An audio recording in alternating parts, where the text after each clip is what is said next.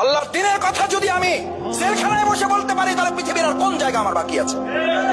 এখানে আপনারা কয়জন? এখানে আপনারা 1 থেকে 150, আর জেলখানে 250-300 লোক এরকম এক ফ্লোরে কারারক্ষীদের অনুমতি নিয়ে লাইন দিয়ে এরকম সকালে বসে যেত, চা খাওয়াইয়া ঘুষ দিয়া ঘুষ। ভাই আমরা উপরে একটু বসবো, এক ফ্লোর থেকে আর এক ফ্লোরে যাবো, আপনারা কিছু কিন্তু মনে করবেন না, আপনারা কিন্তু আমাদের রিপোর্ট করবেন না। কয় রিপোর্ট করবো কি?